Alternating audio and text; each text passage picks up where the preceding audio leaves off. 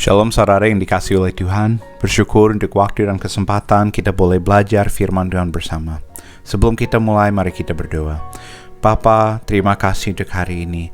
Melawat dan berkati kami melalui firman Tuhan hari ini. Roh Kudus bekerja di dalam hati kami, supaya kami semakin diubah sesuai dengan serupa Yesus Kristus, Anak yang tunggal. Di dalam nama Yesus kami berdoa. Amin. Saudara, hari ini mari kita buka Alkitab di Yesaya pasal yang ke-8 dan 9. Dan kita akan belajar sebuah tema sumber pengharapan kita. Saya akan fokus kepada ayat yang kelima, ya, Yesaya 9 ayat 5 yang berkata demikian. Sebab seorang anak telah lahir untuk kita, seorang putra telah diberikan untuk kita. Lambang pemerintahan ada di atas bahunya, dan namanya disebutkan orang Penasehat, Ajaib, Allah yang perkasa, Bapa yang kekal, Raja damai.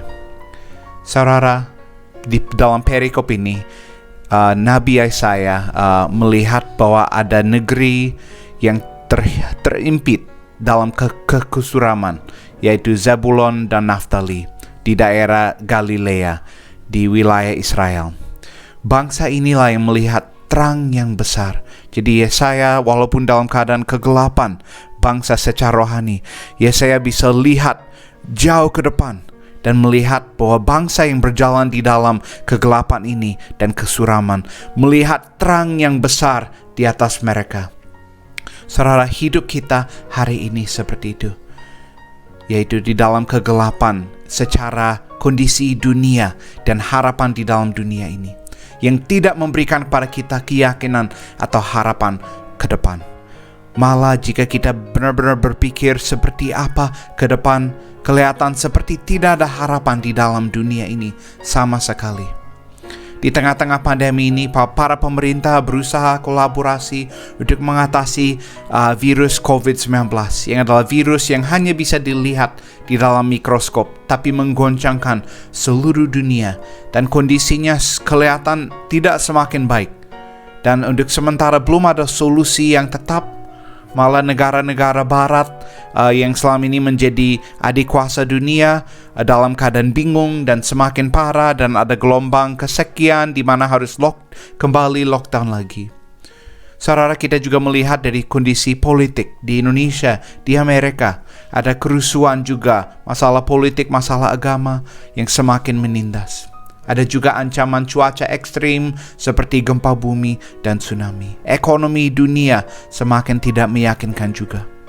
Kalau begitu saudara, apa yang harus kita perbuat dan apa menjadi harapan kita dalam kondisi seperti ini?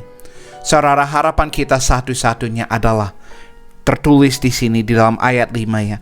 Anak yang lahir ini, yaitu Yesus Kristus, datang ke dalam dunia ini karena kasih Allah yang begitu besar bagi setiap kita sebagai orang berdosa.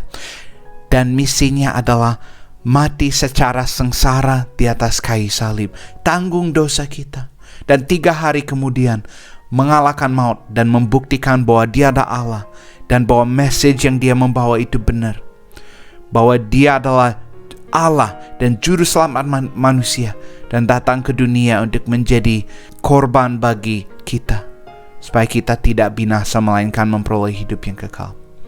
Saudara, Tuhan Yesus sungguh ajaib. Nama di sini adalah ajaib, ya. Dan dia sungguh ajaib dan wonderful di dalam hidup kita. Dan menjadi kerinduan hati kita, yaitu juru selamat yang mempersatukan kita kembali dengan Allah, di mana dulu kita terpisah dan di dalam kegelapan karena dosa kita, saudara. Dan dia adalah penasehat, dia adalah ajaib, dan dia adalah Allah yang perkasa, Raja damai bagi setiap kita dan keluarga kita. Saudara, Yesus Kristus selalu menjadi harapan kita, bukan apapun di dunia ini. Dan dia menjanjikan bahwa dia tidak pernah akan meninggalkan kita. Dia mengasihi kita dengan kasih yang kekal dan sedang bekerja di dalam segala sesuatu yang sudah terjadi dalam hidup kita untuk mendatangkan kebaikan.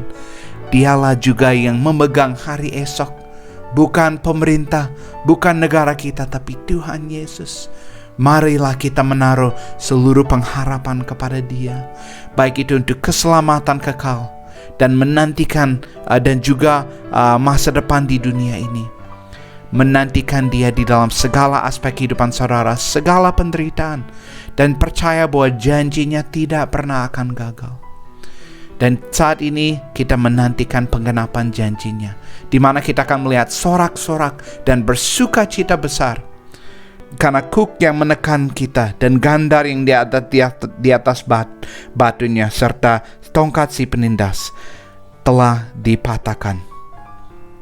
Dan kita memiliki kemenangan di dalam Dia karena kematian dan kebangkitan. Dan Dia adalah Allah kita, Bapa kita yang menggendong kita. Mari kita menaruh seluruh pengharapan saat Dia akan melepaskan kita dari penindasan yang kita ngalamin. Dan kita sudah menerima pengampunan dosa dan harapan akan hidup yang kekal di dalam Dia, saudara. Dan kita saat ini menantikan penggenapan dari semua ini atas kedatangan. Dan sukacita dan harapan kita ada di dalam Dia sampai selama-lamanya. Amin. Tuhan Yesus memberkati saudara.